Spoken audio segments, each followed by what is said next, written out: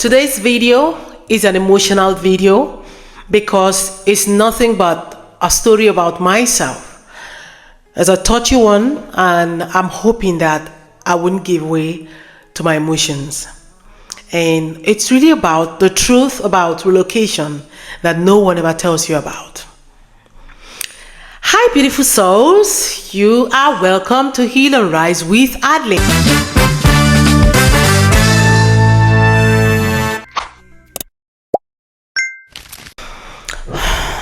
When I decided to relocate to the UK, I thought I was stepping into a brighter future. I thought this would be a new chapter filled with opportunity, stability, and growth.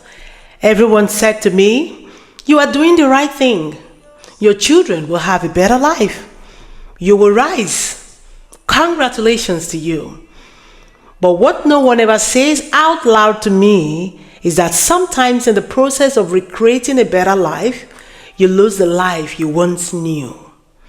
And sometimes you even lose yourself. Back home, I was an English language teacher. I lived and breathed language. I stood in front of classroom, shaping minds, encouraging young people, experiencing the joy of intellectual freedom. I loved my job. I loved it. Yes, I did.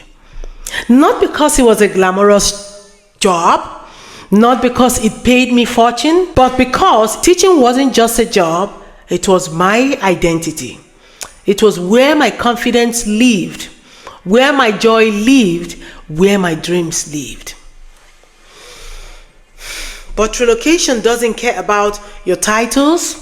It doesn't care about your qualification. It doesn't care about what you once achieved. When you land in a new country, you start again from zero. Zero recognition, zero validation, zero belonging. And for the first time in many years of my life, I asked myself, who am I without the life I built for myself? I was worried. I was disillusioned. When I arrived in the UK, reality hits me very fast. Every job application I did required experience. UK qualifications alone. We regret to inform you, rejection became a routine. It didn't become a routine because I wasn't capable or because I wasn't smart enough. No, but because my past, everything I had worked for, meant nothing here in the UK. I remember staring at my CV one night, reading through everything I achieved, and feeling like I was reading about someone else. Someone distant from me. Someone who no longer existed. Then came the financial pressure, the house rent, the bill, the children's need, the reality that no matter how I felt, I had to survive. Because motherhood doesn't pause for your identity crisis. This was a reality I came thereafter. And then I learned something painful, that the only field offering visa sponsorship consistently was no other profession but the healthcare work. Imagine, from an English language teacher to a healthcare worker.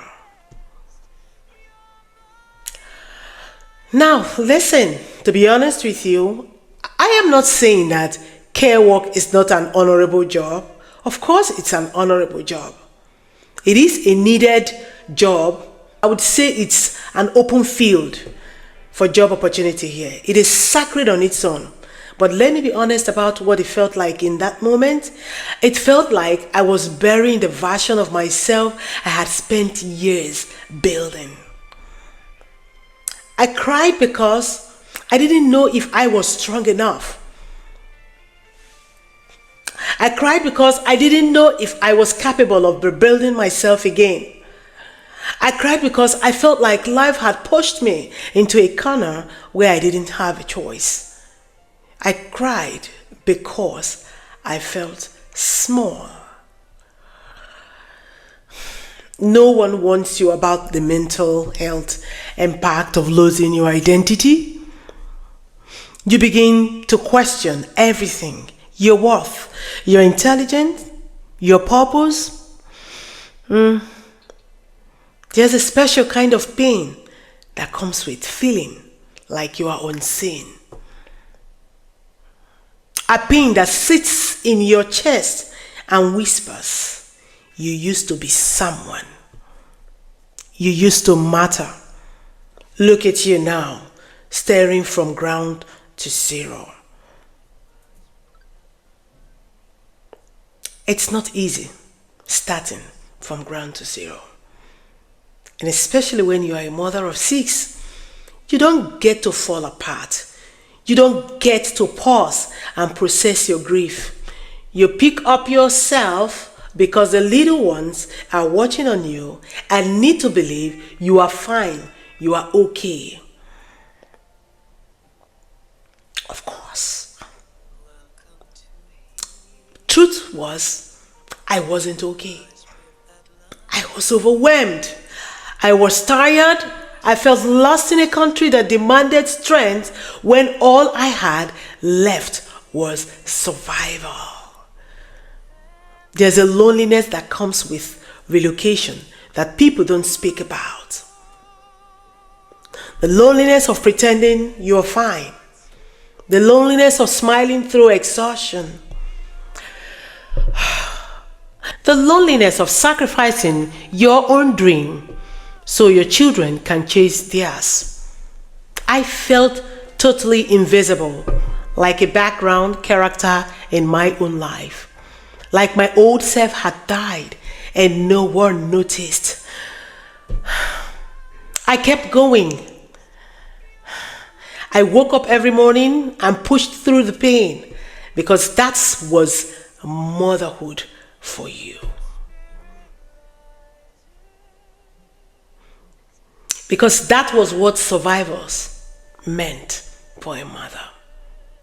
That's what dreamers do. And that's what survivors do. Even when the dreams felt shattered, this was the beginning of my undoing. And also the beginning of my transformation. If you are happy to watch this part 2 of my story, hit on the notification bell to keep this alert coming. Click on my subscribe button to get subscribed to this channel to become part of family of Heal&Rise with Adeline. Let's tell our stories together and let's heal along together. That's how I'll be stopping the video today, and I'll come back with the part 2 of this video. Thank you. Bye-bye.